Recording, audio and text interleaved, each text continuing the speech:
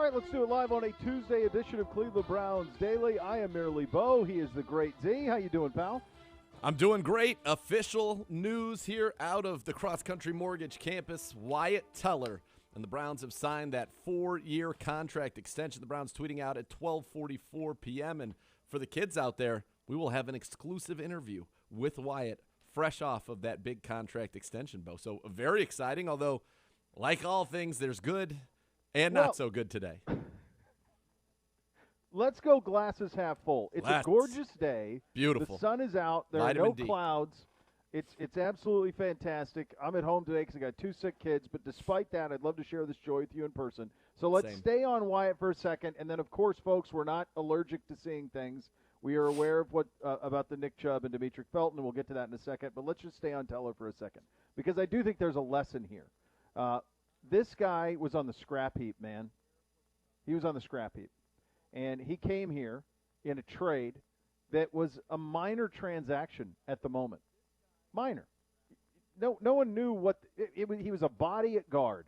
That's it. He's a body at guard. You had no idea what was going to come of it. It happened while I remember I was live on the air for the pregame show for the final preseason game of that season when that happened. And we got the news we had traded for Wyatt Teller, and you looked up real quickly, and he had started, I think, 9 games, something like that, his rookie year, and played pretty well. But you're like, well, why was he available? This makes no sense. And then he has become, as you said, elite, truly elite. Well, and it was, the first time I can't remember the game it was, but I remember him doing that somersault. And it was in New England. It was in New England. New England. That's right. And you're watching the All-22, and you go, dude, look at this guy. Look at what Wyatt Teller does here. And I think we either asked, in those days we were getting a position coach in, so I think we asked Callahan about it and said, what do you make of this? With what was Callahan? No, Callahan wouldn't have been here. No, but we showed it to him. We did show it to him after when he was like newly hired. After. Yes. That's right. Yeah, right. And so at that point, he started providing these little. His play was almost Easter eggs in the All-22 we'd look at because every game there would be something you'd be like, gosh, I've never seen that ever from a guard, ever, like the stuff that he was doing. And he provided one this week, which in a way makes it appropriate that this contract is done with him with the deal that has officially now been announced because, of course, he had another one as he was horizontal on the Nick Chubb run. Just crushed the guy like Superman. It was nuts. Yeah. It was, and it's special, and he's become, the last couple of years as good as anybody on the interior and the offensive line, really as good. He plays his position right now as good as anybody in the league, and you say that without hyperbole because that's how he's grading out at Pro Football Focus. That's where he's been. He's been in a level that is usually, it's like Aaron Donald, and then he's in the mix. It's nuts. I mean, last year he was one of the top 3 graded players, period. It was Aaron Donald, Aaron Rodgers, Wyatt Teller. He was the number 1, obviously, guard last year. This year, right now, he's the number 2 guard in the entire NFL at Pro Football Focus. It's that consistency. It's elite. It's elite consistency, elite performances. His grade this week was one of the highest given to a guard ever in an individual game at Pro Football Focus. He is so fun to watch. And he makes a lot of what we do from that power scheme work. I mean, we pull guys around, and when Wyatt Teller comes around, it's usually very, very good for our offense. And the amazing thing is he's able to stand out on a line that's got Joel Bitonio, who, if Wyatt is 1 or 2, then Bitonio's 2 or 3, a 3-time Pro Bowler, 2-time All-Pro. And now Wyatt's getting into that category, and it's so richly deserved. The offensive line and controlling the point of attack is so critical to what we do as an organization on both sides of the ball, and so to see that investment made there truly is a wonderful thing, and I'm excited for him. He deserves it. As I said, we talked to him on Thursday last week for the Kevin Stefanski show, and he alluded to this, but it came together so fast, and we are so ready to go to welcome Wyatt Teller back in. Seeing your swag strolling by with a big smile on his face, it's just it's a good time right here at the Cross Country Mortgage campus. Yes. Yeah, and just a reminder, guys, the acquisition in 2019, then General Manager John Dorsey, it's Wyatt and a 7th rounder for a 5th and a 6th. That's the deal. That nets you one of the best offensive linemen in all of football. And now he will be here for a very, very long time, and you couldn't be more happy that, in fact, is the case. So that is the glass half full side of things. And again, as Z mentioned, we will hear from Wyatt in the second hour of the program, an exclusive interview that Nathan and I will conduct with Wyatt on that front. That's glass half full. This is half empty. Adam Schefter with this within the hour. Nick Chubb, Demetric Felton, both testing positive for COVID-19. Both guys are vaccinated. So from the specifics of it, each player will need 2 negative tests 24 hours apart in order to play on Sunday. Do you have a handle on the logistics of that, Z?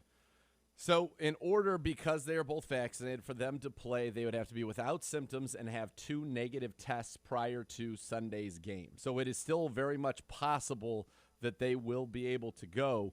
But right now the Browns are left with only D'Ernest Johnson, who was tested and negative at this time. He had to be tested not because he's a close contact. There is no such thing as a close contact for a vaccinated player, but when a cluster emerges in a particular position group, they take on an enhanced protocol where everybody in that position group would be tested. So right now, the only running back you've got is D'Ernest Johnson. Now, Johnny Stanton is back and played some tailback for the Browns in the preseason, and I imagine they will make another move here today to get somebody onto that practice squad ASAP. It started yesterday. John Kelly was placed on the COVID-19 list, and then in that room, clearly it is spread a little bit between him going to Demetric Felton and Nick Chubb, and then also wide receiver Lawrence Cager, a receiver, was placed on the practice squad COVID-19 list yesterday. And so you've got to wonder if the receiver room, because Felton does spend more time in that room than the running back room, if that room will be under those same enhanced protocols as well. Yeah, so that's the thing I was going to ask you next in terms of and just from this, because this is new, right? This isn't last year. This is new. So now vaccinated players are handled very differently, but now could potentially get those enhanced protocols that could result in daily testing. Do I have that right? Is that the way that could potentially go? I believe it could result in all meetings being virtual, except for practices with daily testing.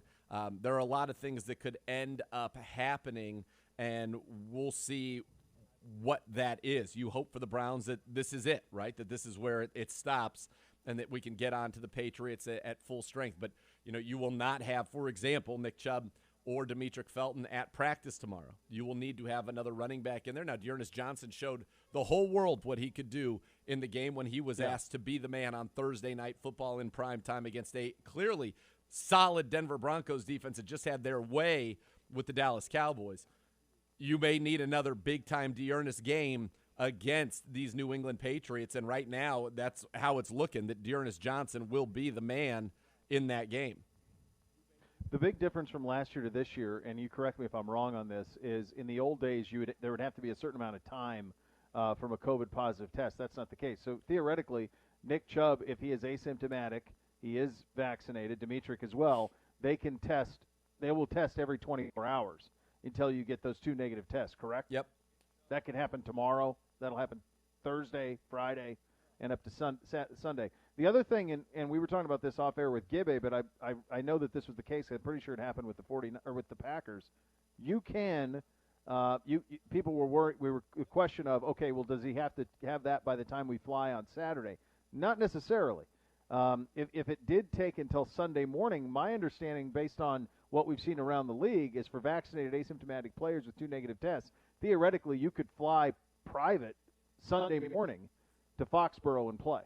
I believe that you are correct about that. I think what you are looking at, number one, you have to be asymptomatic before you are able to test again, and as long as that is the case, then you're good. And the other part of it is that you have to wonder, even if you're asymptomatic, does it have any impact on your wind at that moment, and does that become a symptom? I don't know the answer to that. For the Browns right now, I think you have to prepare for this week as though you are not going to have Nick Chubb or Demetric Felton, and I think that's the way you've got to prepare for it. You hope that you get good news on that front, but I think what's great for us is we've got other people who have returned punts in the past. Our wide receiver room is ready to go with Donovan and Jarvis and Schwartz and Hollywood Higgins. And we are very fortunate to have D'Ernest Johnson rush for 146 yards in his first ever career start. And by the way, he scored 2 weeks in a row, and last week was, an inch away from scoring on that one when he went down right near the goal line. So He has been playing very, very well. But it's not the kind of news you want coming off of the momentum that you built and the great way the day started with Wyatt Teller, and now you're dealing with this with Nick Chubb and Demetric Felton. And we hope that that's what it is limited to, and it's something we're going to have to pay attention to and see if the Browns do enter those enhanced protocols and what that means. Yeah, and that's something, frankly, folks, at this point we're just not sure of. We'll keep you posted as we have that information for you. Those are your OBM Hot Topics. Ohio Business Machines, preferred copier provider of your Cleveland Browns. Have all the X's and O's for your office. Call 216-485-2000 or visit ohiobusinessmachines.com. Coming up next, a Monday Nighter that was so close to going our way. Chicago, refs did him no favors. Wild night on that front. We will get to that coming up next. Gribbs will join us on the program today, and, of course, that exclusive one-on-two with Wyatt Teller and us coming up at 2 o'clock. We're off and running. Cleveland Browns Daily, 850, ESPN Cleveland.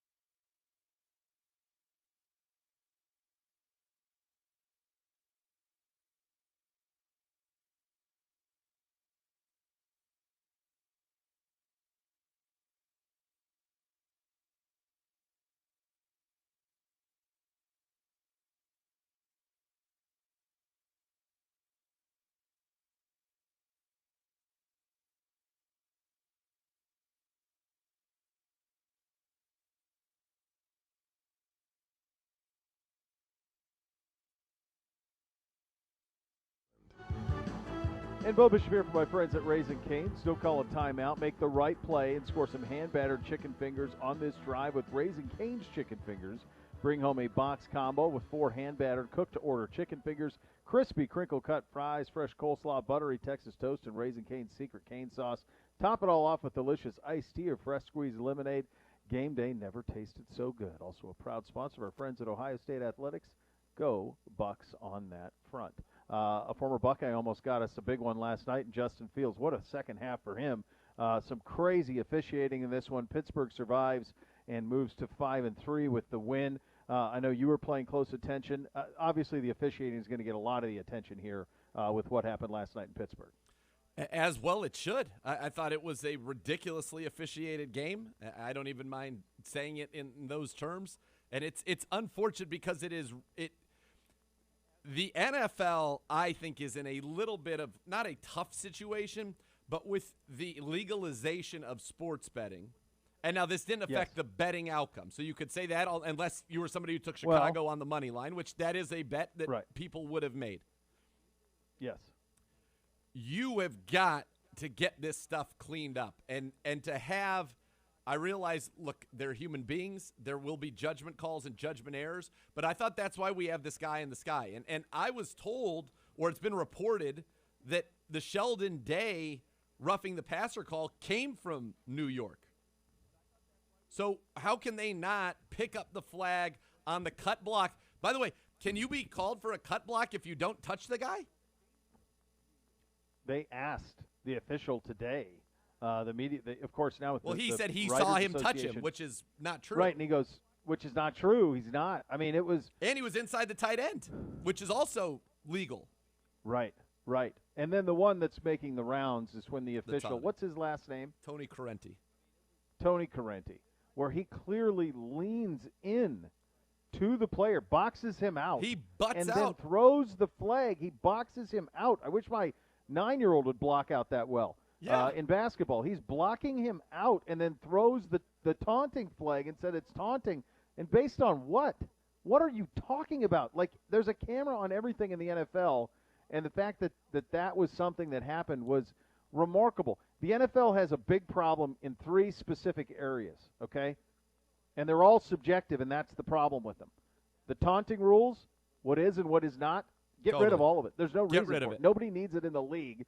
In fact, I see J.C. Treader, the NFLPA, in our fine center, saying the players would support removing the taunting point of emphasis. Yes, get rid of it. It's nonsense. It's ruining games. This changed an outcome.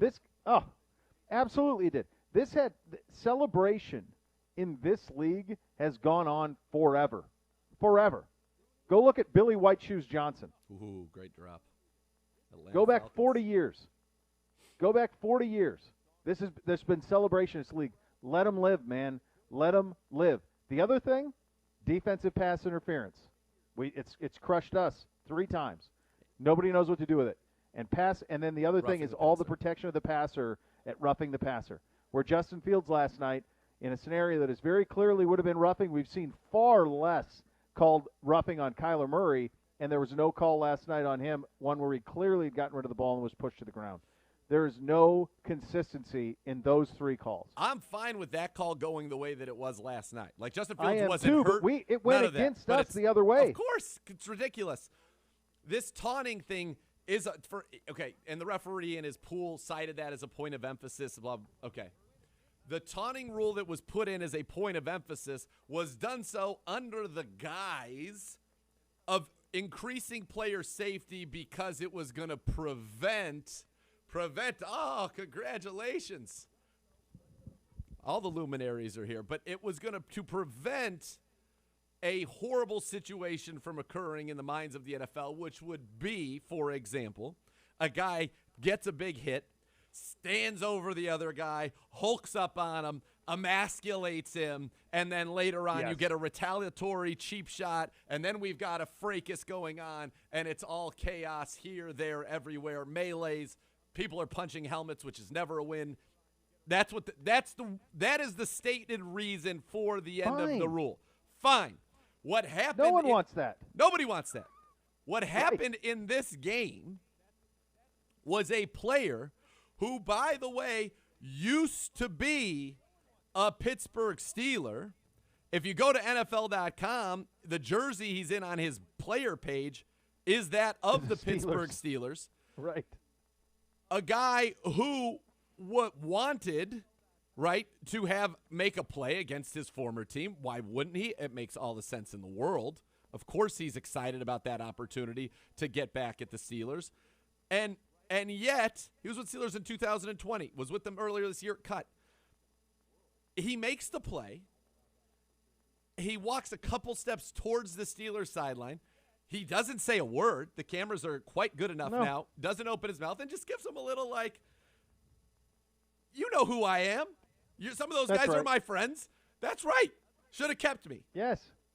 Exactly appropriate for the situation, the magnitude of the play, all of it. And then he turns around and runs off. As he runs off, Tony Corrente acts like he's at a sixth grade dance, butt out, boom, hip checks him, and then throws the flag with joy. And his follow-through on it was akin to like Stinks Curry going for 50 with a 3-game winner where he just holds it in the air. It's so pretty. If anything's taunting, it was the throwing of the flag that was taunting. Totally. And that took a punt, and then Boswell made a 50-yard field goal. Guess what? Is that the difference in the game? Yeah.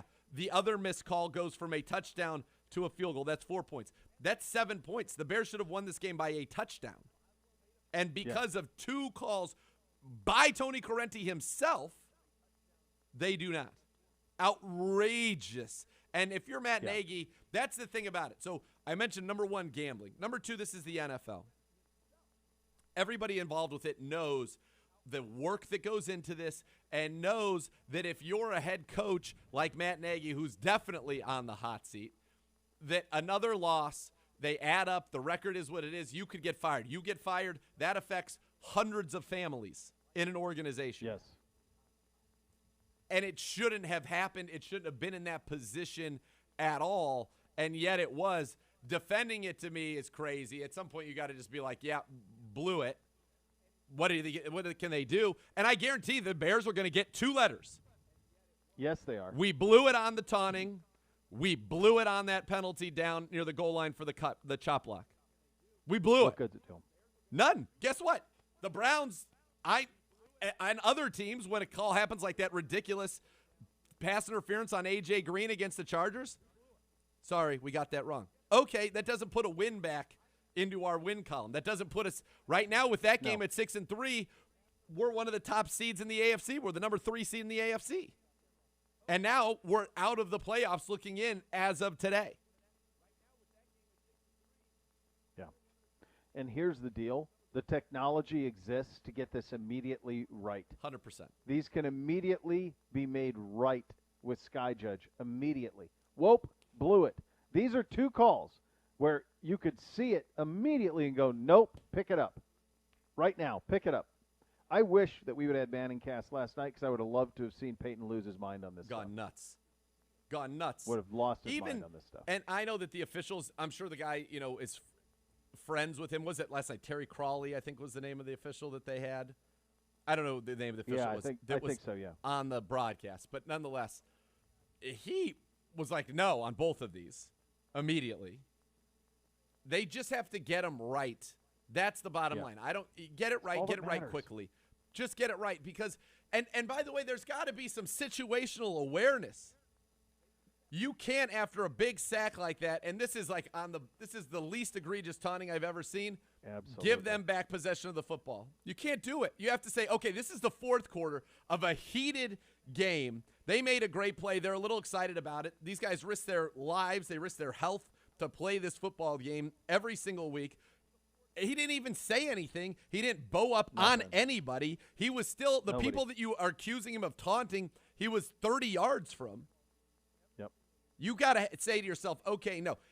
I'm telling you, it almost felt personal. Like that ref didn't like Cassius Marsh. I agree with you. And then was going to go out of his way to hip check him and then delight. There was delight. Not like, you know what? I got to throw this flag. Otherwise, we could be sitting on a melee, a fracas here in Pittsburgh. It was No. He was all by himself. Look what I did. You blew it, Cassius. That's exactly what it was. Which is absurd. And that's a shame. It's absurd. That is a shame, man. This stuff can't happen. It can't. And so with all that being said, and we've certainly said it all on that front, two other things I think come out of the game. Pittsburgh is an incredibly flawed team, but they are 5-3. And there is something in the water over there where they just find a way. If they are in games close in the fourth quarter, it's 40 years of culture, certainly, but there is a belief that they'll find a way to pull it out. It's a similar belief, unfortunately, that's in Baltimore. They're down 2 scores in 3 games to Minnesota. This year. 3 games this year. Right, and they just stick to it. There's a stick-to-itness to it. There's a clutch thing that they have that they just grind out. And now you look at Baltimore atop our division, Pittsburgh sitting there at 5-3. I was dubious to think that Pittsburgh would fall off a cliff this year just because they just haven't. They just had never done it, and they are still so flawed. But it seems when they need to have a big play, they get a big play. It's a remarkable thing, but unfortunately it's something the only way you're going to change the course of that is if you beat them at their own game, and we'll have another opportunity over at Heinz Field a little bit later on this season. But in the new year. Again, they're flawed, but they are what their record says they are. They are 5-3, and they just find a way to win. They had all of the things that went against them. You think about some of the other wins they've had this year.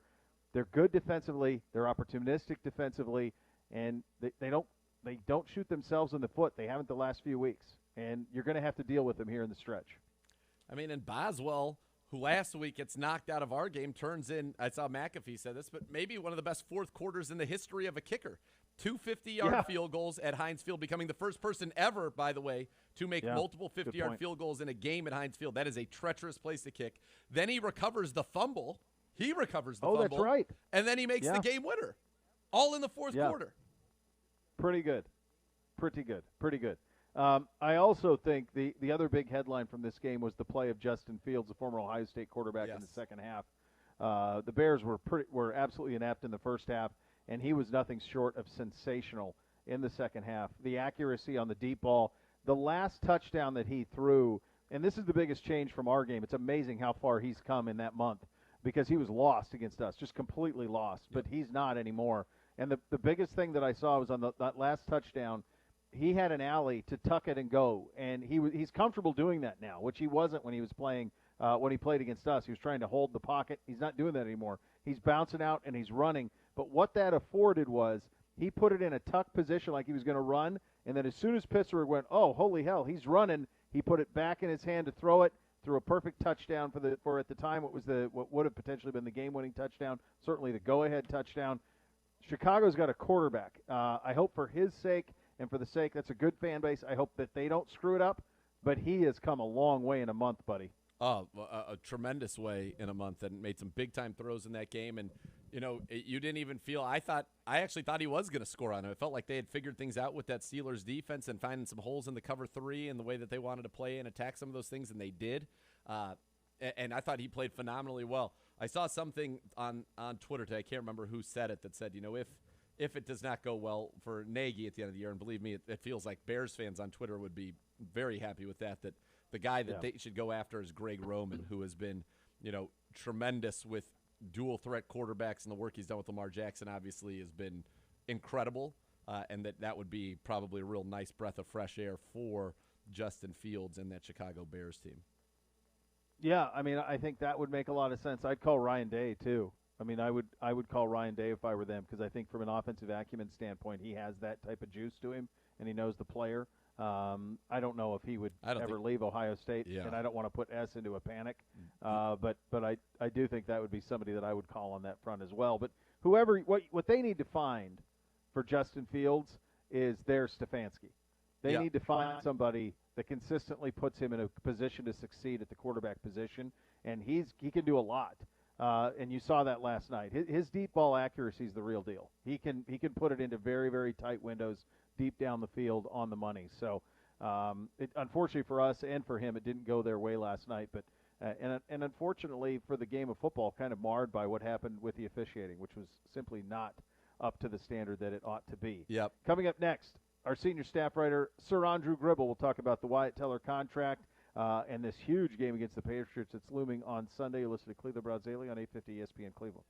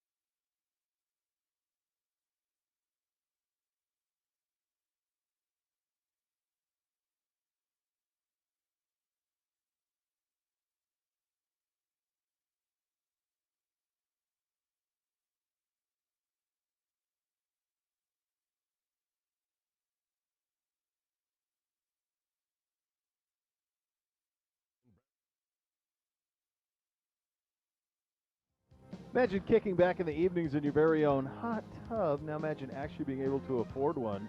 Northeast Factory Direct buys hot tubs in bulk. And they take everything you hate about shopping away. There's no big fancy showroom annoying high-pressure salespeople. Northeast Factory Direct is a simple warehouse, and their sales staff doesn't work on commissions, and they pass all of the savings on to you. So if you always wanted a hot tub but thought you couldn't afford it, you can now. See for yourself. West 140th Street, Cleveland, Lakewood Boulevard in Euclid, or Freeway Drive in Macedonia. You can shop them online anytime at northeastfactorydirect.com. And with that, we head out on the hotline for a visit with our great friend, senior staff writer Sir Andrew Gribble, joining us. Gribbs, a lot of news here. Let's start with the positive stuff, and that being Wyatt Teller, who is just such a delight to talk to and has made such an impact here and is honestly, and this isn't a stretch, nor hyperbolic, become one of the best guards in all of the NFL, and now will be locked up for a very long time. You hope that this deal would get done. It is, and this is a big part of solidifying what this team's going to be going forward. Your view on what is a very, very good day in Browns history. Yeah, I mean, this is just the example of you work hard, you play well, you'll get rewarded. I think that's just, it's a good, obviously great for Wyatt, who clearly deserves what he's getting here and is getting it at a very early point in his career where he's got a lot of football left to play and can get even better. But I think it just shows that you come into a situation where you weren't a drafted guy. You're getting this extension from a different GM, different than the one that brought you into Cleveland. And this is just simply based on he's performing at a high level and he deserves this. And I think that, again, sends a great message to the locker room and really solidifies an offensive line even further for at least a few more years with this group, where you feel really good about it because it's performing at such a high level. Even amid all this adversity that's faced these last couple of years, they can't seem to get all five guys on the field at the same time. But even when one or two guys are missing, they're playing well, and it's because performances like Wyatt and what he's delivered so far. And Gribbs, where does this leave us here? The opportunity to have this group together, Nick Chubb under contract, and to continue what has been, the top ground game in the NFL. We'll talk about Nick Chubb in a second because it feels like on a day with some great news, there's also some not as great news here. But how good do you feel about where this Browns team is going to be up front at the line of scrimmage offensively and with the guys behind them for the foreseeable future? Well, I mean, it started really with what the Browns did in the offseason last year. That was getting Jed Wills and Jack Conklin to fortify the tackle positions. I think Joel Bitonio just keeps getting better and is a foundational piece of this franchise, even as the longest tenured member here. J.C. Treader continues to play great.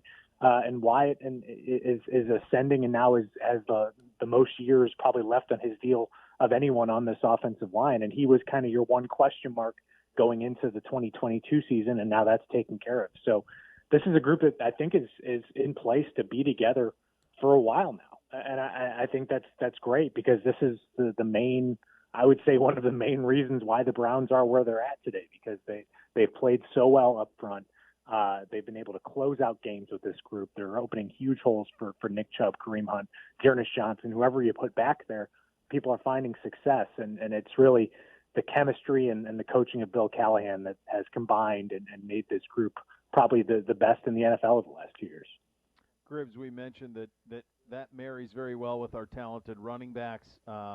Nick Chubb, Demetric Felton. Felton obviously is more of a receiver at this point, but both into the COVID protocols, both vaccinated. Just from a logistics standpoint, what do the next few days look like for them? And then for us as an organization, is enhanced protocols, is that in the future? What does this look like from your best vantage point? I don't know the specific details on the protocol thing, so I won't kind of speculate, but I will say that, you guys know this from experience too. The Browns and Coach Stefanski have kind of gone above and beyond with some of the protocols, and that wouldn't surprise me, even if they're not being told to do X, Y, and Z. I think they're going to do everything they can to nip this in the bud and make this as safe as possible and get as many guys over to New England for a massive game. But clearly, as reported by Adam Schefter, there's a chance for the guys if to get back. It's just a day by day thing where you go through it. And now I think you do have to prepare as if they're not going to be there. And so that's obviously tough. I think you're going to have to make some moves and then potentially add some bodies to this group. And this is the true test. I mean, obviously you want Dearness we've seen him do it before. And so this is another huge opportunity for him. But it's hard to objectively say that, when you lose a guy like Nick Chubb, potentially that, everything is going to be okay, because he's, as Coach Stefanski said, a special player, a great player, and we saw him do great things this past week. So it's clearly some adversity. The Browns have dealt with it before. It rings a bell what happened to the Browns last year going into the Jets game. We'll see, but this is kind of a day-by-day thing, and just a reminder that this thing isn't going away, and it keeps affecting teams and players around the league, and it's just not going away yet, so it's still got to be top of mind.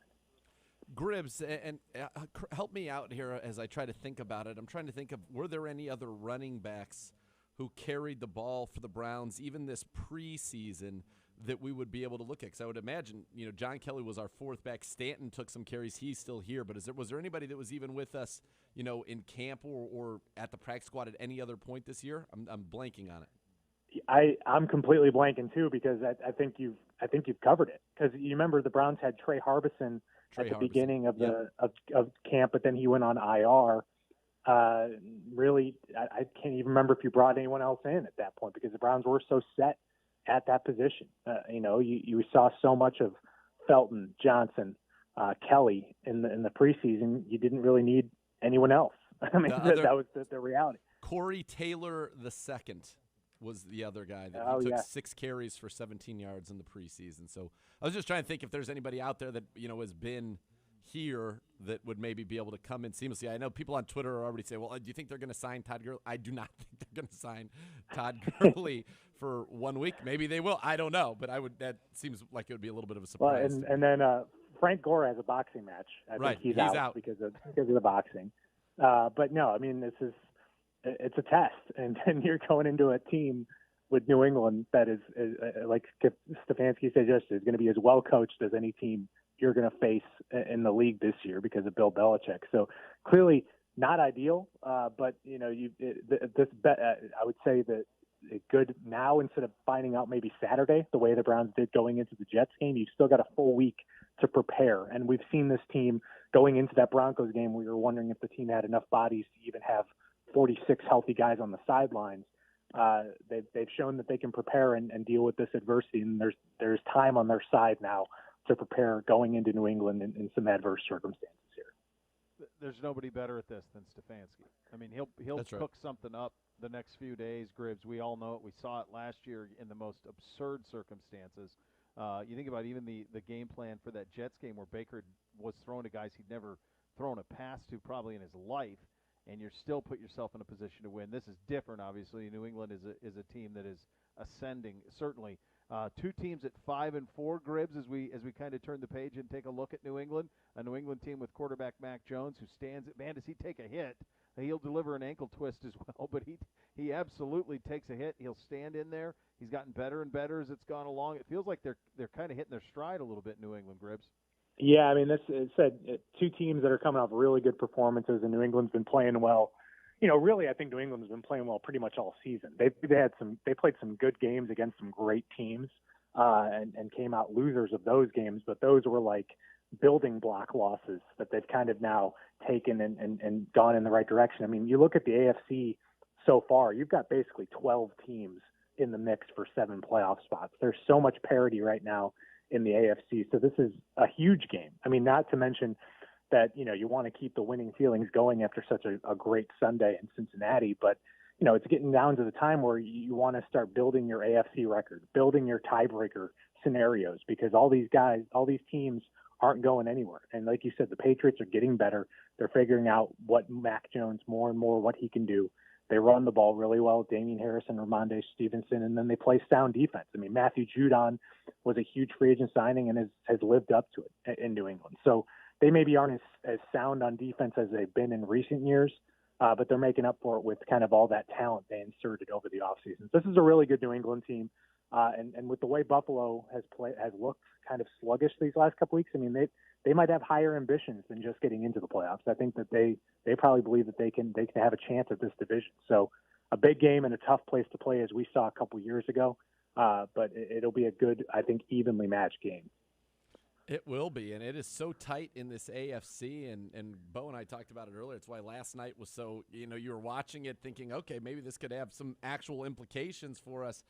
Gribbs, just big picture, though, you can dwell on last night or not, but do you feel like, given the enormity of legalized gambling and the enormity of just the weight of outcomes in the National Football League, that Beau and I were talking, taunting, pass interference, roughing the passer, the league has got to figure out how to officiate those three things?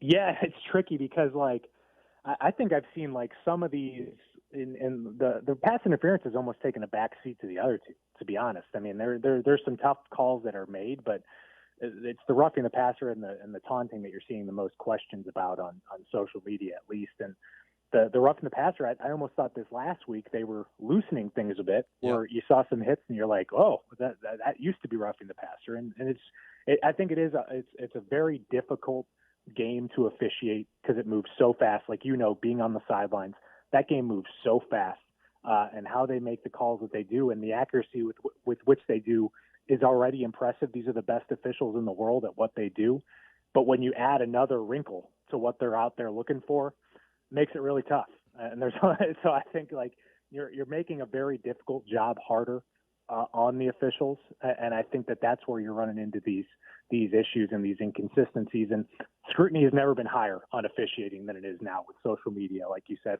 with gambling and everything like that. So it's tough. So I'm all in support of kind of making things easier on officiating, and I'm not sure that is happening. So it's a tough position for those guys to be in.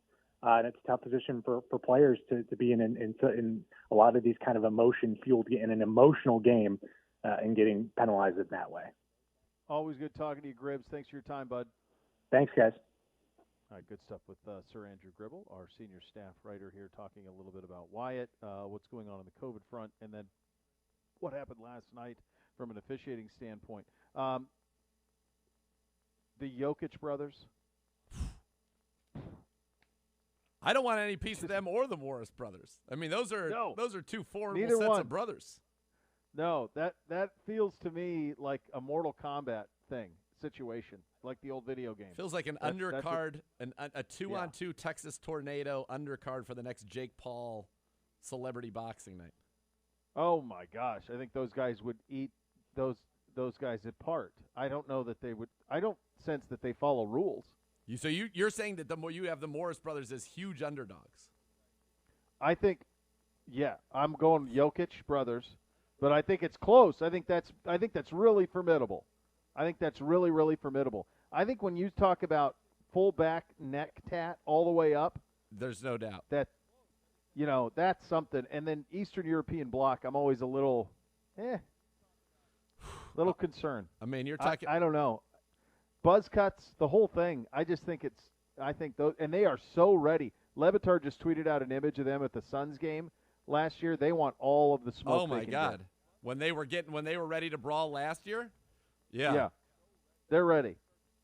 How big are those brothers? That's what I'm curious about. I think they're pretty big, and also I think Jokic's response to the Morris foul lets you know that he's ready for the smoke too, because he's a factor in this, right? Yeah.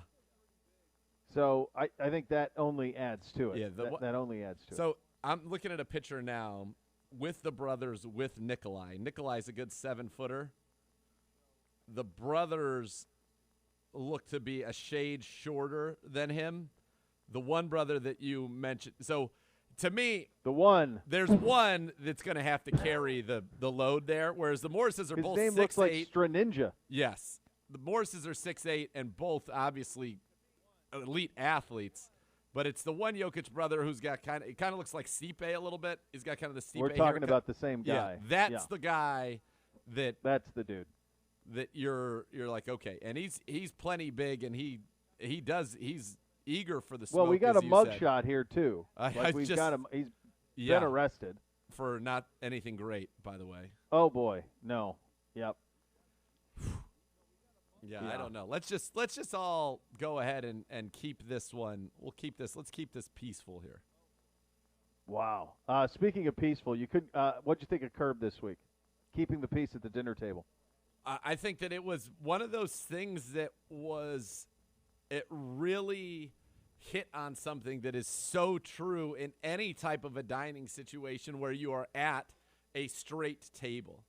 And that is that the people in the middle of that table are going to be they are the captains of the night. They are the ones who will determine their responsibility, whether or not the conversation is great, whether people are laughing, whether everybody's engaged, or if it breaks off into completely splinters, or they have the capability to torpedo it with bad conversation, which is what happened, that people got kicked out of the middle. Larry and Freddie Funkhauser, played by Vince Vaughn, go in the middle, and of course, pure joy reigns supreme. So S and I have been talking about this quite a bit, and one of the things that I came to the realization was, if you have a table of all middles, that's fine. Middles can hang out with middles. Middles can hang out with non-middles, and you're still going to have a great dinner party. Yep. But if you attempt to put together a dinner party without any middles, it's a disaster. It doesn't work. It doesn't Impossible. Work. Doesn't work. No. All right. So what I want to ask you is, if we were putting together a Mount Rushmore of current, this year's roster only, Oh, my God. You had to put current because all right, fine. We'll go this year or last year. Kevin Stefanski era. I wanted Of Cole. course. I wanted Cole. All right. Okay, fine. Your tenure. Mount Rushmore of best middles at a dinner party from the Browns. Mount Rushmore. We'll get 4 together. Cole and Money Mitch are on. Fine. They're in. I have not given this the thought you have. So if you have 4 at the ready, I would rather respond to your 4 for fear that I would miss somebody. And we haven't had guys in studio for a year and a half. Yeah. So it's been a while. I mean, to be a middle, you've got the personality's got to be there, but you also have to have stories. Yeah. You got to be somebody who's got stories. So that's a key to being a middle. Like Baker Mayfield would be a tremendous middle. Of course. Tremendous. Obviously. He would be. If you're doing a Mount Rushmore, he's the George Washington of middles. The amount of stories he has, the man has a natural panache. His acting ability is the best in professional football. I don't know that it's close. He's a natural actor. So he would absolutely be anytime, and it's been a long time since we've had him on. Long time. But the last time we had him on, there's one time he was on a boat. There was another time when we were at mini camp, where he played along with us. He had the great line to me when he goes, well, what's this for? And I said, oh, I'm a Heisman voter. And he goes, yeah, me too. As he would be. Great line out of him. So razor sharp wit. I mean, I think he would be first ballot. Cole would make my list. Yeah. Money Mitch would make my list. I think Jarvis would make my list. Jarvis, Malik Jackson would be the 2 more people that I would throw out there. See, I you. haven't gotten the chance to meet Malik because of how we've been. So I haven't. Gift of gab. And Joel Bitonio is an interesting guy as well. Joel Bitonio, I think, would be just fine there. He likes to tell a good story, and I think he's a pretty funny guy. Jarvis would be, I think that's the answer. Money Mitch, Jarvis, Cole, Baker. The Hammer would be great, too. The Hammer hold down the middle, no problem. Yeah. John Johnson to be a good middle. John Johnson, absolutely. He'd be great. Greg Newsome, I find to be very charming and talkative. Yeah, he would do a good job with that. The Hoff would. I mean, we didn't. We do. The Hoff would be a first ballot. Of course. Yes. Yeah, he would be a first ballot. He's a Hoff left tackle, Hoff middle, Hoff lots of things. Yeah. I bet Case would be a great middle. He's got a lot of stuff, from his college days. I'm sure he's very interesting. Old school, when Gribble put Demarius Randall on that all-40 team, I'm sure part of it had to do with that he would be a great middle. Yeah, I mean, luckily you and I held firm on the integrity of the organization on that. Let's settle down a little bit. Pump the brakes. 1 year. 1 year, Coach. Let's settle down a little bit on that front. Some people get carried away. Yeah, he did. No, I like that one. Yeah, it was pretty strong episode. Oh yeah. Out of the LD. Yeah, they're off to a very good start. All right, coming up at the top of the hour. Real quick. Go ahead. The fact that Ted Danson made a cameo in this episode just to be tackled by the young actress and wrestled to the floor stuns me. Like, that's what an unbelievable. I had forgot that he was still with Cheryl. So had I. That's what S and I said, but I guess he is. And I love the line when they suggest him for young Larry, and he's like, this guy keeps popping up and trying to ruin everything.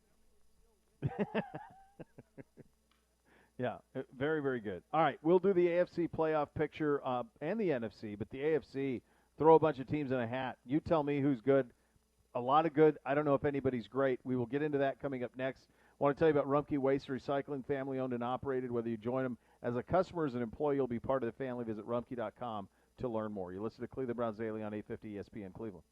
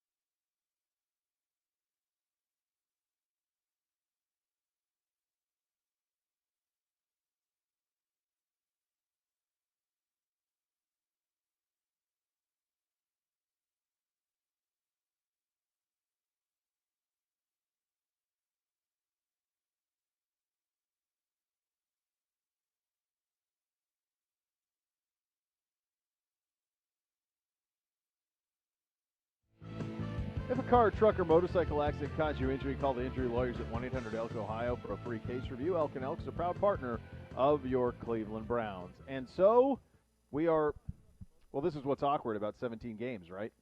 We're sort of at the halfway point. For some teams, we're a little past the halfway point. For others, we're not quite there. Yeah. And this happens when you go from playing 16 games, and it's pretty clean, to playing an odd number of games at 17. Nevertheless, let's treat it that way. And if I would have told you back in August that the AFC playoff picture at the halfway point was Tennessee with a bye, without Derrick Henry, mind you, last week and for the foreseeable future, Baltimore the 2, New England the 7, the Chargers the 3, Pittsburgh the 6, and Buffalo the 4, Vegas the 5. And who do you not see there? Obviously not us, not Kansas City. No, you do not. But what you do see, if you're a Browns fan, is you see a situation in which the Cleveland Browns have one more game against Pittsburgh, one game against Las Vegas, one game against New England, and 2 against Baltimore. That's 5 right. of your final 8 games are against the teams right here in front of you for where you want to be. You go and you handle your business in those 5 games. You go 4-1 in those 5 games. You're going to the playoffs. You go 3-2. You're probably going to the playoffs.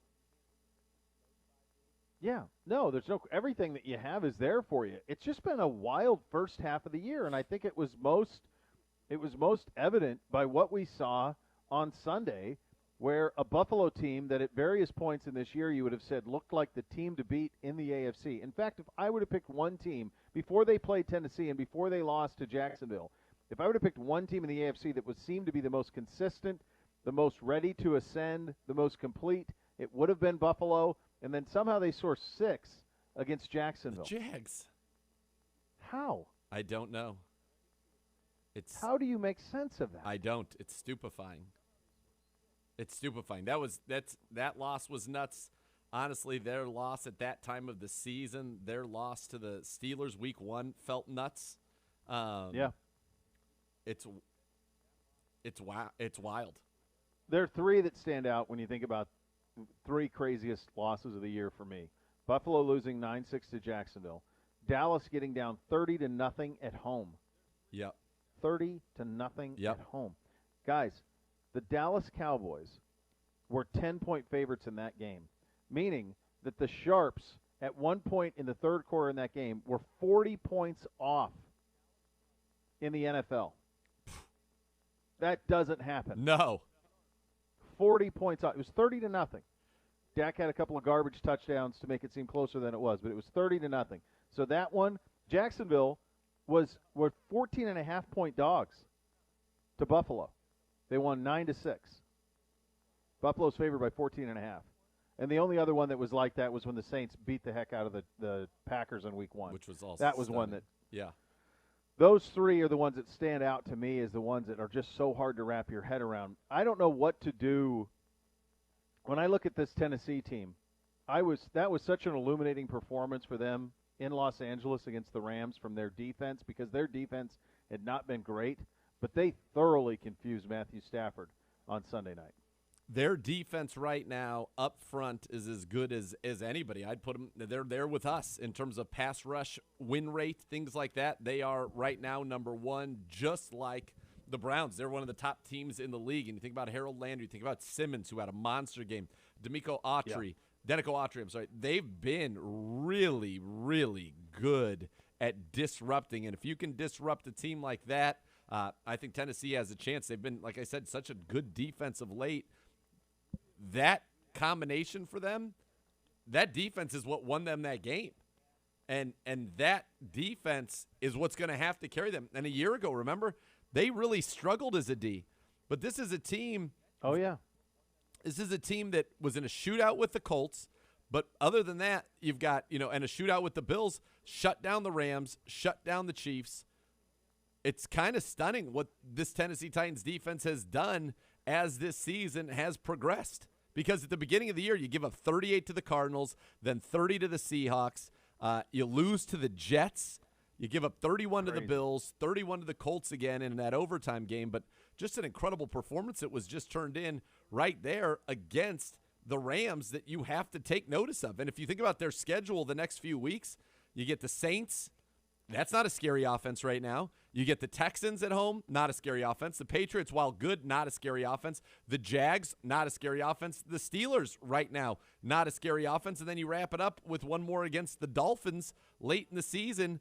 I mean, they don't really – and the Niners were struggling. They don't really face – and the Texans, they don't face another good offense the rest of the way. No, they really should be the favorite in the AFC to get the 1 seed. There's not much standing in the way of them if they can find a way to continue to manufacture some stuff in the run game. I still don't know if they're a team that can chase. The loss of Henry, I think, is something that will have an impact. They'll lose some games they're not supposed to going down the stretch, but they have been wildly impressive to this point. I'll tell you what, I think if you look at the 7 teams that are in, the first 3 teams out, I don't put Denver in this. I know Denver's 5-4, but we've seen them firsthand. Us, the Bengals, Kansas City, of course, maybe even Indy, there's not a whole lot of difference. I still feel when we're playing at our best, we're as good as anybody in the AFC, and you still feel like Kansas City's ceiling. I know it's awkward and it's bad right now, but there's a lot out there that Mahomes is leaving out there. I assume at some point he will see that film and understand to just take the singles and not worry about hitting the home runs. But I am not in any way counting out that Kansas City team. No, because when they've got a quarterback like that, you can't count them out. And they still have Kelsey, who's having a nice year. Tyreek Hill, they've got a lot of talent. It's a complicated picture, and you can see how quickly things change, right? Vegas loses, they go from 2 to 5. One more loss, they'll be out, depending on if the teams behind them win. Now for the Browns, you're ahead of Cincy and Denver based on beating them. Now you did lose to Kansas City that you're tied with. Indy was up 14 in the fourth against the Ravens. Indy was up 14 against the Titans. Do you win those 2 games, all of a sudden Indy, instead of being 4-5, is 6-3, and they're maybe the 1 or the 2 seed. I mean, that's what's so nuts about what's going on in this AFC. These games matter. What's cool about it, for my time, covering the Buckeyes, it feels like from here on out now, like it's college, where you've got, in this case for the Browns, an 8-game schedule.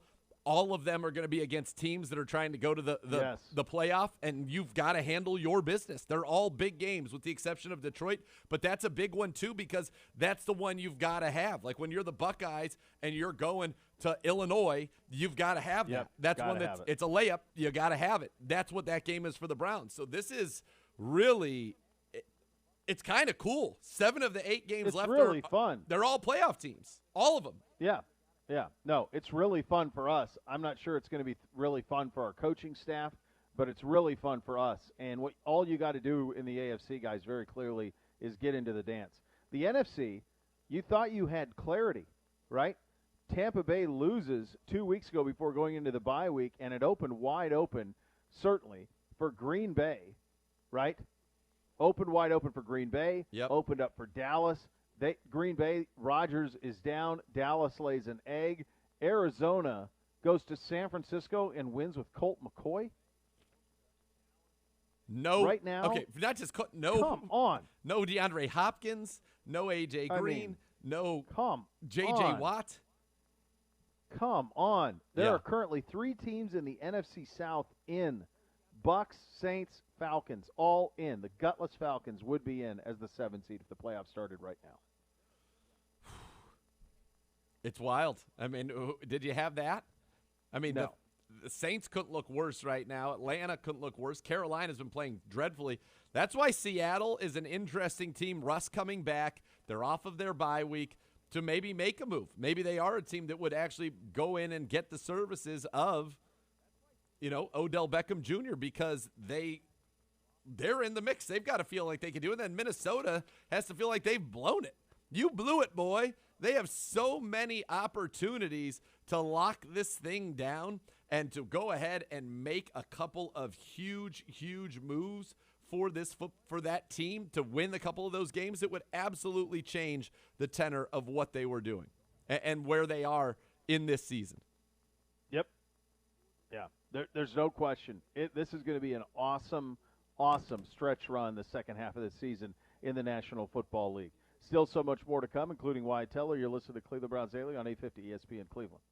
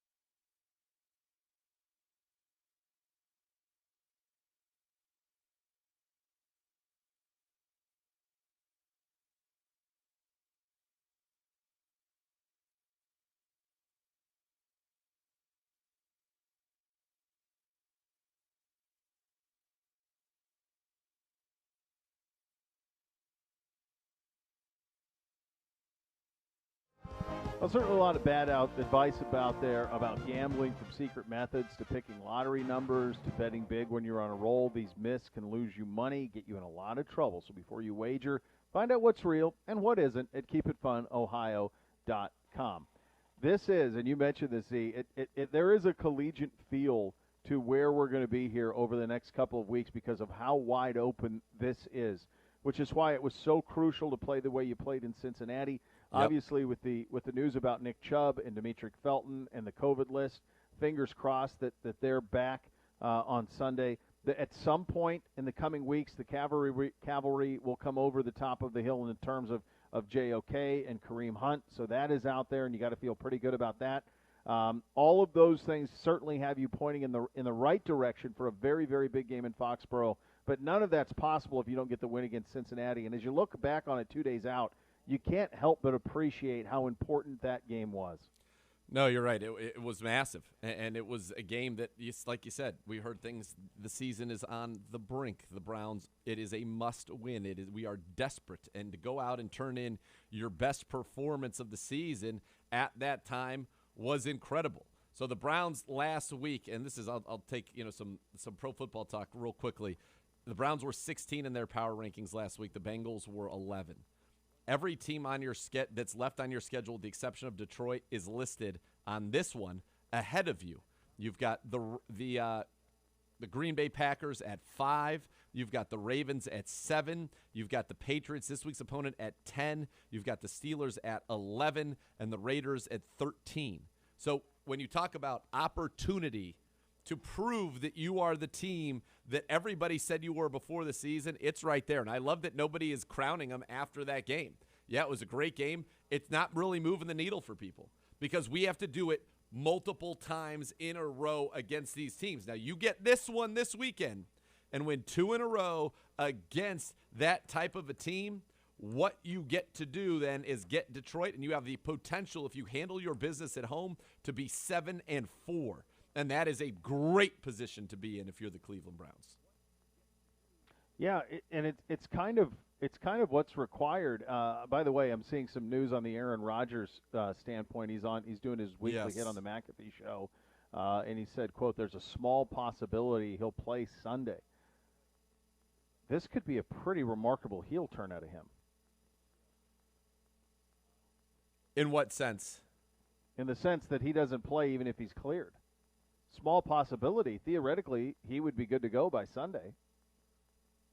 He's saying the stuff that the quotes I saw said that Do I not have this full football. context? Give me the full context because I just saw a quick one. Rodgers says he's pretty sure he will play Sunday, which just means he has to clear whatever protocols he needs to. Okay. But he said he hates missing the game. He can't wait to get back. He started with an apology if people felt misled by some of his comments. He also said at the end, I think he's trying to just get out of it. He realizes this did not go well for him. He said, I'm an athlete, not an activist, so I'm going to go back to what I do best, which is playing ball. Said he will not be offering any more COVID takes going forward. And look, his statements last week, he lost a sponsorship for the healthcare network that he had been representing in that area since, I think, 2013. State Farm was removing apparently all the ads that he was in circulation on. So there were they didn't major air this weekend. There were major ramifications for Aaron Rodgers, and I think he came from a very different part of it and a different angle, obviously, today. So this is what he said. When Rodgers said there's a small possibility that he won't play, he said he has to be tested to see how his heart responds to heavy work. Said he's been doing some walking and yoga and will pick up his conditioning. So that's what he meant. He thinks he expects to play, and he wants to play. Very good. Not a heel turn. When you factored in the actions of him through the offseason, I wondered if there was going to be a heel turn here based on just the one quote that I saw. But now with full context, clearly that it's not. Yeah. All right, let's do one thought from the following games.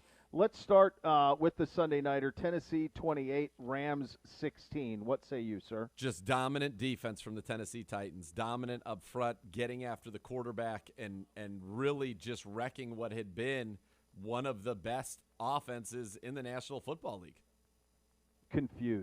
A confused Matthew Stafford, which is something we had not seen previously for him this season with the Rams. He'd been so decisive, even in the loss to the Cardinals. He was confused. He was lost, unsure. I'm very curious what Tennessee did because there could be a little bit of a blueprint there. Now, they have talent up front, and that's a big part of it. The inside of their defensive line wrecked the interior of the Rams' offensive line. Not everybody has that talent, but there was something that was happening that was really causing him a great deal of confusion. Chiefs 13, Packers 7. In a game in which the Packers really weren't able to play offense at all, it was stunning to me how inefficient the offense was of the Kansas City Chiefs. At one point, I remember seeing Mahomes had like 20 pass attempts and had completed a decent percentage for 80 yards. And only that finished was with 167, didn't he? Or 168? Stunning. Yeah, stunning. Yeah. But this is why the Packers have allowed Aaron Rodgers to do all the things he's done, because they know they blew it. You blew it, boy, on Jordan Love. He's not ready, not close to ready. He's a year and a half in the system. They traded up to get him. They're a Super Bowl team in every way except for quarterback if Aaron Rodgers goes down. And that there was so much on that game from their standpoint, from Love's standpoint, and to play that way to me was absolutely shocking. Stunning. Chargers 27, Eagles 24. That was surprising in how close that game was. The Chargers' defense, which we saw be an Achilles heel against us for them, they overcame it with the help of the officials, continues to be. You saw the Eagles, Jordan Howard was running like he was a rookie with the Eagles all those many years ago when he was back with, his first stint around with them after being a great rookie rusher with the Chicago Bears. Their defense still has some questions to me. Herbert is still great. Their Herbert, Eckler, Williams, Keenan Allen combo is real tough, and I thought that they played it well. They played it aggressive, but their defense, I think, is going to be their undoing as we get deeper into the season. Justin Herbert was 32 of 38 in this game. Yes. He had 2 drops that I saw myself. So one at the end zone by Mike Williams. Very easily should have been 34 of 38 in this game. That's how accurate he is, and he allows for some of the belief in them long term. This was a stunner. Cardinals 31, 49ers 17. That the 49ers are not what they're supposed to be, and I'm going to go at one step further, and this is not absolving Kyle because I think that he's an excellent coach. Defensively, for you to have no answer and to give up 30 to that team, and then you go and you look at kind of just what they've been able to do or not do as a defense, it's kind of stunning.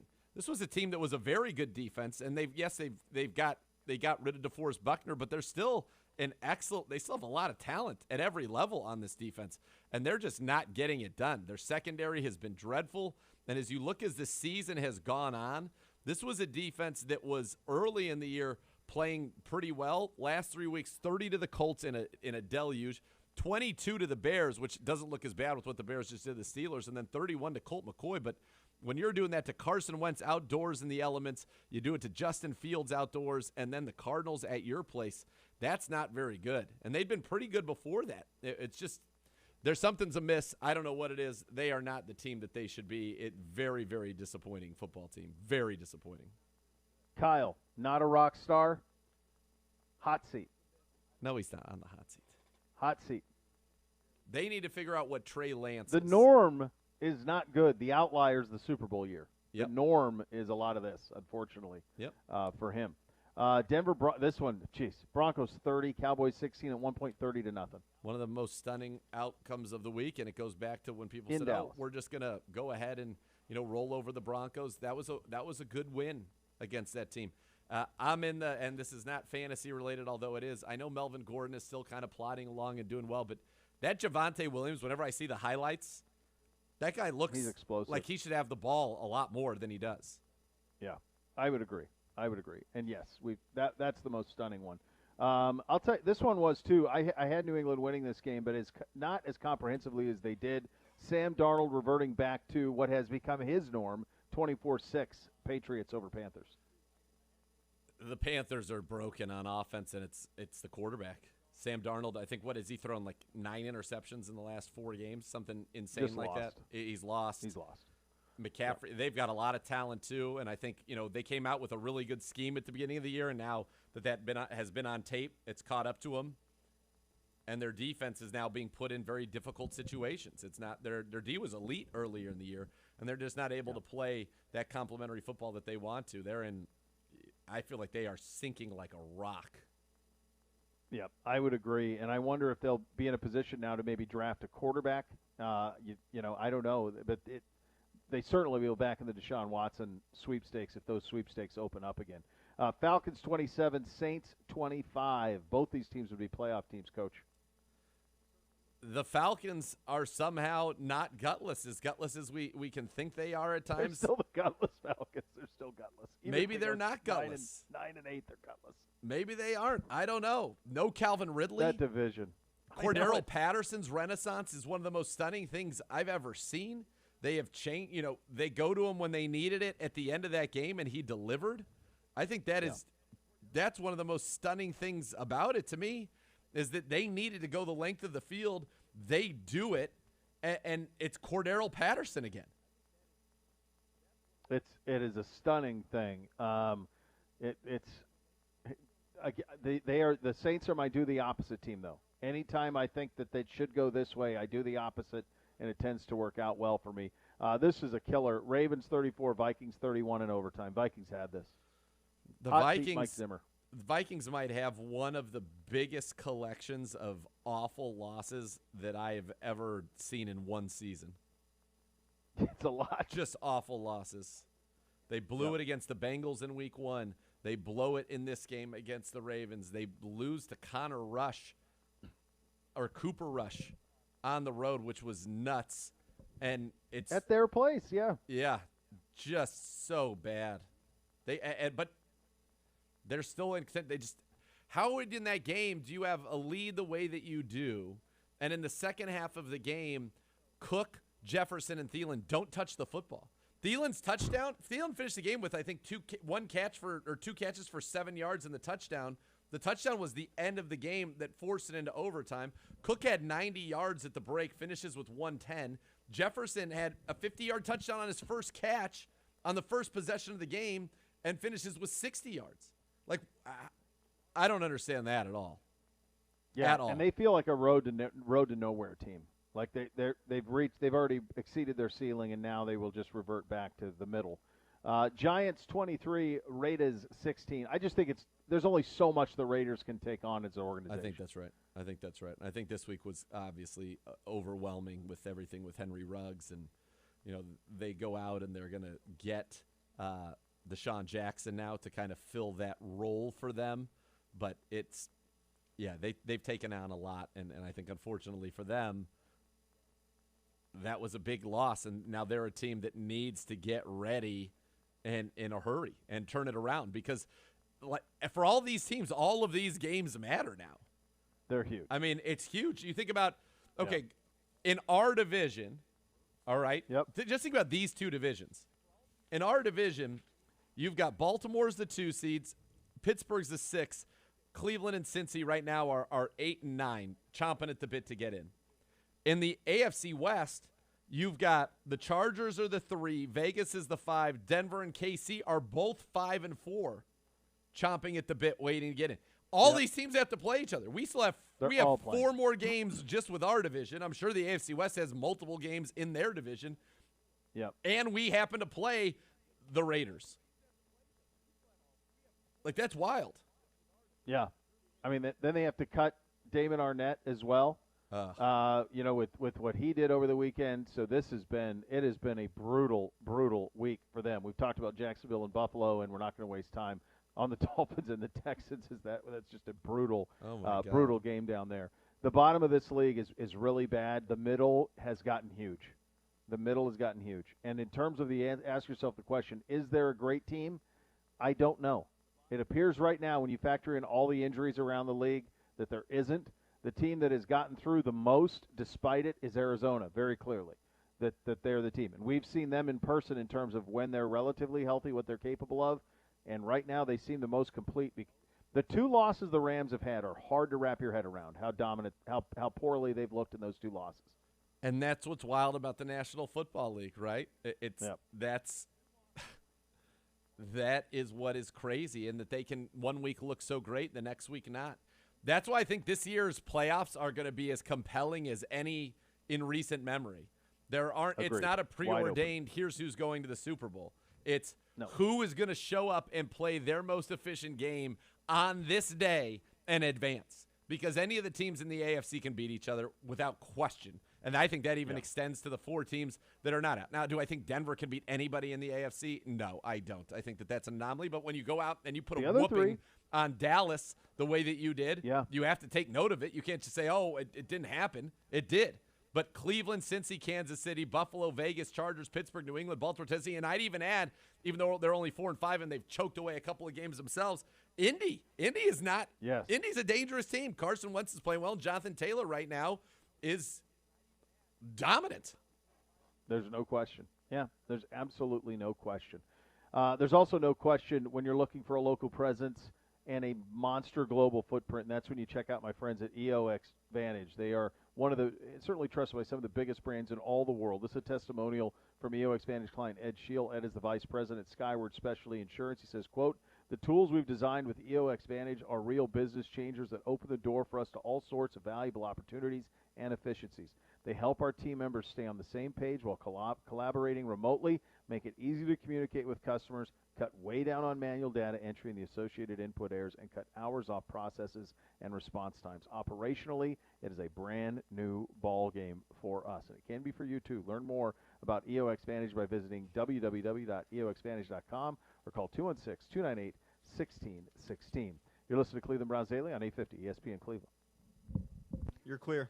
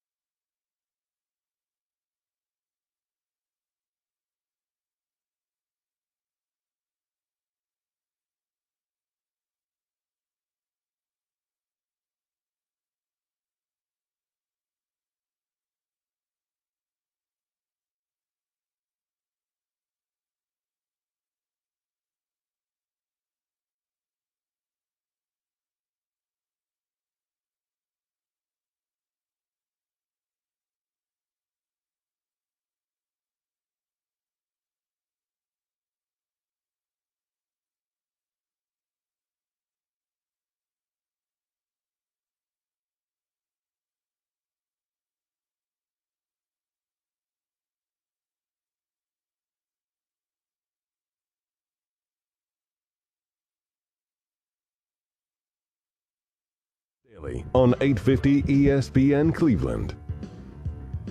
Welcome back into Cleveland Browns Daily on 850 ESPN Cleveland. If a car, truck, or motorcycle accident caused you injury, call the injury lawyers at 1-800-ELK-OHIO for a free case review.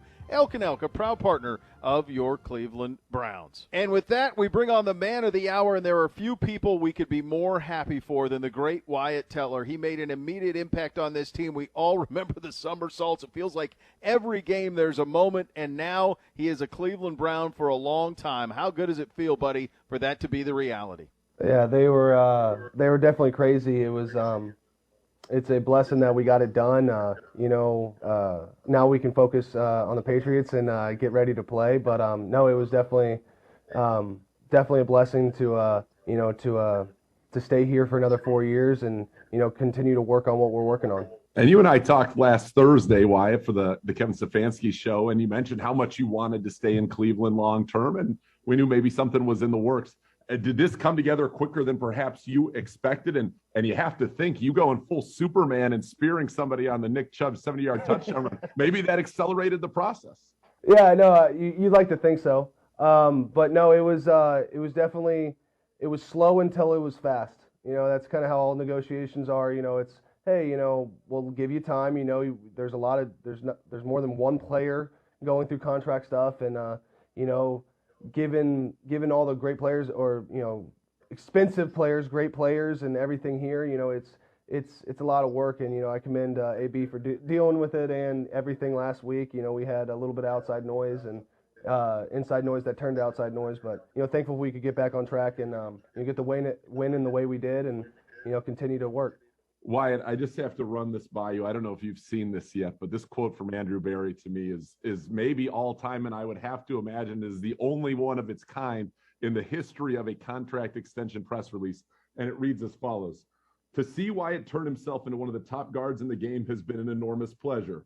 Congratulations to Wyatt and his family." Now that's all pretty standard. This last part, not as standard. "But please, no more alligators." Yeah, it was weird. Most of the stuff was default in the contract, but alligators were circled. It was the craziest thing. No, obviously, AB was awesome. Like I said, I couldn't have asked for a better situation between my agent and AB, because I know those things can get heated. I know those it's, hey, we're not willing to move. It's this is what we think you are, and I'm thankful that there was a lot of give and take, and all worked out for a life-changing contract. Hey, pal, when you were traded there, how quick did this feel like home? It clearly is. I can't imagine you in another uniform. I see the way you and your wife are active in the community. I see how you go back and forth with your teammates. There's a real connection here. It's obvious. How much does it please you that you'll be here for a long time? Yeah, no, I mean, I love this city. I love I love our blue-collar mentality. I love our fans. With all the success and not exact success we've had in the past couple years, it shows you what kind of fan base we have, and how strong and how loyal they are. So I came from Virginia Tech and then to Buffalo, and now here, and I'm happy to call this place home. My wife loves it. I love it. It's not far from home. I've said this before as a joke, but again, I say it again. This is a great state for Second Amendment rights. I joke, but it is a great state, and I think that was actually in my contract too. I can't shoot firearms or something. I was like, what the heck? But I guess I'll do it for the contract. But no, it was awesome. It was a great deal, and happy we got it done. And this is one of the many reasons we love you, that you can, on a day like this, as you said, truly a life-changing day, and honestly a generationally changing day for anybody bearing the Teller last name. It's remarkable. And I want to go back to something that you and I talked about. I want to say 2 years ago when Bill Callahan was hired, which was that he was not with the Browns at that time, was talking to you when you were at Virginia Tech, and you thought, man, this guy, we had a great relationship. This guy loves me. I'm probably going to go play for Bill Callahan. And then it just so happens you come to Cleveland, then so does Bill Callahan. What has it been about that relationship that has allowed you to tap into, obviously, your incredible potential and talent to become truly one of the premier players in the National Football League, and perhaps the premier guard? Yeah, no, I don't want to sound cliche, but, the Lord works in mysterious ways. My agent said, you need to get with Coach Callahan. He will make you a better player. Like, he'll bring the best out of you. he's one of the hardest offensive line coaches, the toughest offensive line coaches in the NFL. But it works. I mean, he gets the best out of you if you buy in to what he's teaching. The sky's the limit.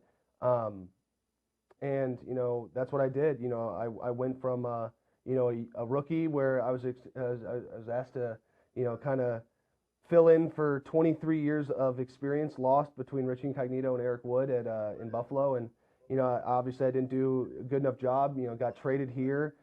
Didn't exactly play how well I wanted to. Had to learn the playbook in a month, and I think I was playing after a month. So I had to get with the program, and then I had a full off season. Got to buy into the program, buy into what Coach Stefanski was trying to put together here, and what Coach Callahan was teaching us, technique and fundamentals, and I had a full off season. Came back, played well. Another piece of adversity while I'm playing well, I get hurt, which sucks. Get back and get hurt again, and then get back. And this year being able to string some games together, healthy and strong, and in my mind, trying to get better each week. I mean, that's the key to it. And again, this is a beautiful, beautiful thing, but the work has just begun. I gotta go and earn it. Wyatt, you're locked up. Nick Chubb is locked up. The offensive line is locked up. This has a chance to be really special here. Are you aware of that opportunity that's in front of you guys with you all being here for a while? Yeah, no, I mean, that's a special thing. I mean, I remember, for whenever you're drafted to a place, you want to spend your tenure there. You want to spend your career there. You never want to pick up and leave. And that happened quick to me. And I realized that what you think at first is not what ends up happening. And I come to Cleveland. I'm surrounded by great guys who end up putting the pieces together to spend 2 years together, then 3 years together, and luckily re-signing, being able to spend a consistent offensive line for 3 years. I mean, that's unheard of. It wasn't like that in college. It wasn't like that. I think I had 5 offensive line coaches in college. I think I have had 4 in the NFL already. So it's a blessing. It truly is to have those guys around. Iron sharpens iron, and they truly do, make me a better player. Wyatt, what was the moment like when you actually put the pen to the paper and just kind of knowing what you've done for yourself, what you've accomplished, what you've done for your family and your beautiful wife? What's that moment like, and what's kind of your family's response to this whole thing been? No, I mean, it's amazing. It's humbling. It's an amazing experience. It's crazy. It's all these different emotions, but again, I get down to the work of it. I got to go earn it. Yes, it's an amazing thing, but I got to continue to play, get better each week, and play at a high level to where it's not just a fluke. It's earned. All right, just one frivolous purchase. Is there anything out there you're going to spend some big money on, pal? My wife has told me about 15 things to go buy, but I don't think I'm on anything yet. She was like, hey, we could, we're renting this house. We could buy this house, rent it out, and then we could go buy another house and, buy a house back. But, babe, calm down. Let's take it easy. Well, I imagine, though, that when you do get the new domicile, one of the things that your responsibilities that comes with something like this is perhaps you're going to be the one hosting now the new Dungeons and Dragons adventures that you're going on with Johnny Stanton and Miles and the crew. And I just was wondering, how did you end? I mean, half-orc, berserker, barbarian, that feels right for you. It really does. How did we end up with the name Flapper here, Wyatt? So, Kendall Lamb, my brother, he last year he came up to me, and this was before Johnny had come up to me, and he was like, hey, have you ever played D&D? And I'm like, Dungeons and Dragons? Like, yeah, I know of it, but I've never played. And he was like, yo, it's a role-player game. It's like a board game. It's a lot of fun. And I was like, I love Skyrim. I love Fallout video games that are role-player games. So I was like, yeah, I'll go play. And it truly was a really, really cool experience. It's as far as you want to make it. You ask your own questions. The dungeon master's having a conversation with you. It's, if you can take it as serious or as fun as you want. You can make fun or you can, have a good time. And, I usually pick the latter. Anybody who knows us three couldn't believe how much different Miles, Johnny, and I are, and we all get along. We all have a great time and, have fun, playing a not a board game, but a role player game. Wyatt, thank you so much, buddy. We are so pleased for you. We are so happy for you and thrilled that you're going to be a member of the Cleveland Browns for a very, very long time. From the bottom of our hearts, congratulations, my friend. Still so much more to come. You're listening to Cleveland Browns Daily on 850 ESPN Cleveland.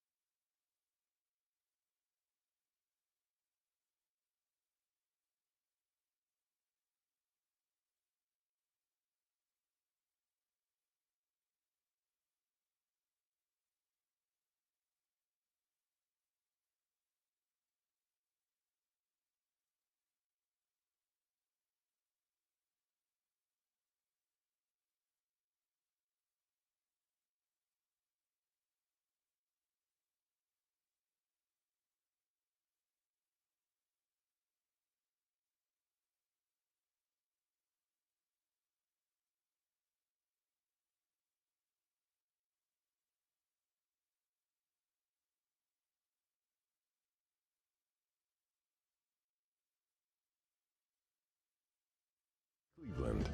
All right, welcome back into the program. We want to go straight to the planet of Endor to check in with Darth Vader. Are the Rebels, are they still progressing? How you doing there, pal? Luke, I am your father. Yes, unbelievable job. I got to throw up the small What P. a job out of Gibby making me sound like I was in a witness protection program on 2020 in a dark room with a blurred out face. They came for my family. No, I'm kidding. Not a small I do that P. intentionally? Huge P. No, we had Huge obviously some P. technical difficulties, the least of which was the change of my voice, and yet Gibbe got it together, some movie magic, some retaping, some dubbing here and there, and made it all work. So the only thing that sounded crazy to you guys was my voice. So that's okay. I'm a team player. I'll fall on the sword. You can't believe what the gymnastics that the huge P did it's up to for the get camera. that thing on the air. Yeah, that was strong effort out of Gibbe to get that on the air with Wyatt, and that's that. The joy of that is 1 minute. something that you leave today with. Your fingers crossed on Nick Chubb, sure. Demetric Felton. Hopefully it isn't something that spreads throughout. Who knows what's the next couple of days will be like, but keep your fingers crossed on that. We know we have one of the higher vaccination rates in all of the NFL. That's part and so you feel like hopefully we'll be good on that front, but you got to have those negative tests going forward. But this day was about Wyatt Teller. This was a day about opportunity, knocking, bursting 30, or in the case of him, cartwheeling through the door and now being here for a long time and a key member of this team. That's ought to put a big smile on your face. It is huge. Gibby, I think you should come in here and peacock for the camera since you won't be able to do that on Friday for the over-unders. 15. I could for Kyle Shanahan, though. Oh, he could. Oh, he missed out. Oh, on too that. bad you missed the one thing. Too bad you missed it, Gibby. Sad. So sad. Hate to see it. All right, the next level coming up next. We're back tomorrow. Cleveland Browns Daily, 850 ESPN Cleveland.